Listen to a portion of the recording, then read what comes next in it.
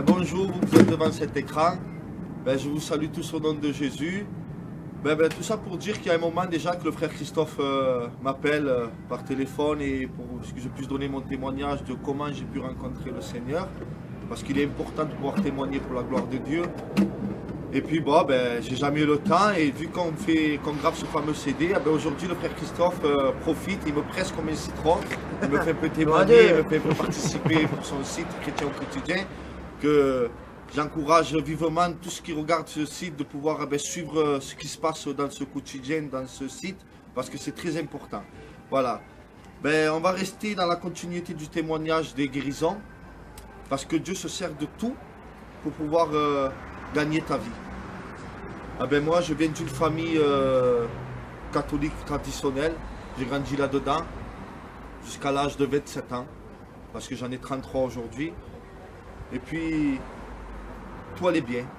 Vous savez, ce monde me donnait ce que j'avais besoin. J'avais le boulot, j'avais pas beaucoup d'argent, mais j'avais de l'argent, je voyageais, ma famille était en santé. Et puis un jour, à 26 ans, j'ai rencontré ma femme et puis on s'est mariés. C'était tout le contraire de ce que j'étais. Moi, je ne croyais pas en Dieu, je ne pratiquais rien du tout, je ne croyais en rien. Je croyais en ce que j'étais, un mec débrouillard qui aimait travailler, qui gagnait son argent. Et puis ma femme, c'était une fille de pasteur et toute sa famille convertie depuis des années.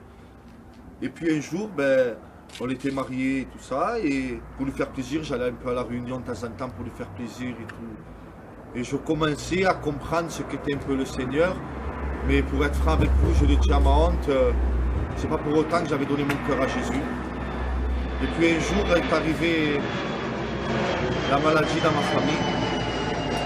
J'ai ma soeur aînée. On a dû la rentrer d'urgence à l'hôpital dû à une douleur très très forte, intense à la tête. Et pour pas être long, on pensait que c'était une méningite, les docteurs. Et en fin de compte, elle avait une tumeur de 4 cm dans la tête.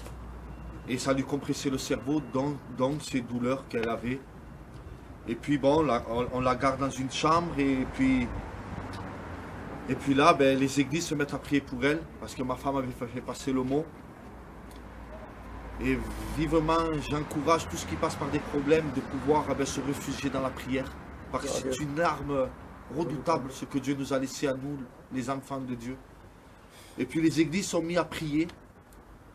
Et puis moi j'allais voir ma soeur, et un jour que j'étais dans cette chambre, là, ma soeur était très angoissée, et on avait cette nouvelle, que c'était une tumeur, et que les docteurs ne savaient pas quoi faire, parce que c'était très délicat. Et puis je rentre à la maison, je rentre très angoissé, je me mets à pleurer, et puis ma femme, vu qu'elle allait, elle, aux églises, c'était une fille qui était née là-dedans, quoi. Elle savait à qui se confier, et où se mettre pour pouvoir prier. Et elle me voit rentrer, elle me dit qu'est-ce qui se passe, elle me voit angoissée en train de pleurer, elle me dit rentre dans la chambre et prie au Seigneur, et le Seigneur t'entendra. Vous savez, je rentre dans cette chambre, dans ma chambre, et là je m'assois par terre. J'ai dû prier des millions de fois, mais je priais parce que je voyais les autres prier, je voulais avoir cette prière que tout le monde avait. Et là pour une fois, je me pose au pied de Jésus. J'étais assis par terre et je dis au Seigneur, regarde Seigneur, tu ne peux pas faire ça. Tu vois que j'y vais à l'église et ma famille sont très dures. Et j'essaie d'expliquer qu'est-ce qu'on peut gagner avec toi, à ma famille. Et c'est déjà dur pour moi. Tu ne peux pas permettre ça. Et là, vous savez, on n'est pas des fanatiques. Hein. Une voix se fit entendre dans mon cœur. Et il me disait, cette voix dans mon cœur me disait, ne t'inquiète pas.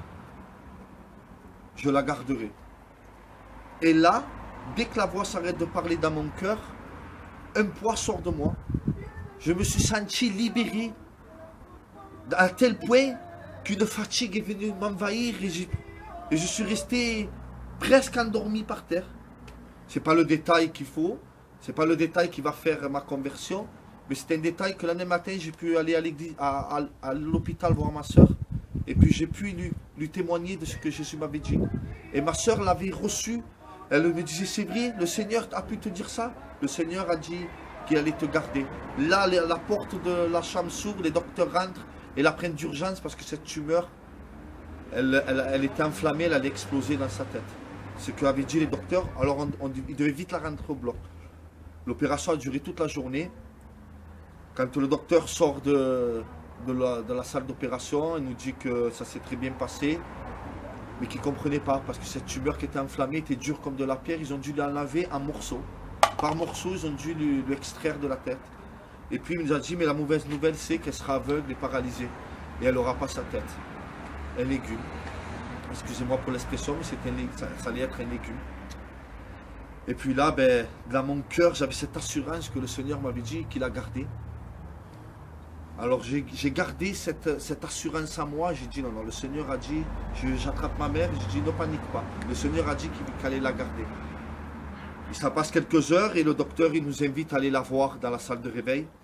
Et puis là, on rentre dans la salle de réveil. Ma soeur a entendu nos pas. Elle a tourné la tête. Elle nous a reconnus. Elle a reconnu ma mère. Donc, elle n'avait pas perdu la tête ni la vue. Et puis là, elle avait demandé pour ses enfants, si ses enfants avaient mangé. Elle avait déjà la notion du temps et elle n'avait pas perdu ses facultés. Certes, elle était paralysée d'un côté, mais pas comme les docteurs avaient dit, c'était juste d'un côté. Ils avaient dit que ça allait mettre 2 ans pour qu'elle puisse retrouver un petit peu de ses facultés. Et puis ça a mis 1 mois. On l'a rentrée dans un centre spécialisé. 1 mois après, ma soeur a marché. 1 mois après, ma soeur a pu attraper des objets. On l'a fait sortir au bout d'1 mois et aujourd'hui elle est chez elle. Et puis aujourd'hui elle s'occupe de ses enfants. Certes, la guérison ne l'a pas permis qu'elle a rencontré le Seigneur. Mais c'est pour ça qu'aujourd'hui je peux te dire ces quelques mots maintenant. L'important, je ne la donne pas la guérison de ma soeur. Parce que c'est à travers cette guérison que j'ai pu rencontrer le Maître aujourd'hui. Et je donne gloire et grâce au Seigneur. Parce qu'aujourd'hui ma vie est transformée.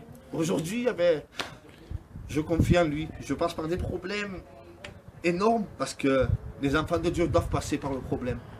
Mais on ne le passe pas tout seul, on le passe avec Jésus. Alors toi que tu passes par des problèmes, je t'invite vivement de pouvoir te mettre à genoux et de demander et implorer au Seigneur qui vienne t'aider. Et c'est celui-là qui viendra t'aider, c'est Jésus-Christ. Voilà, que Dieu te bénisse.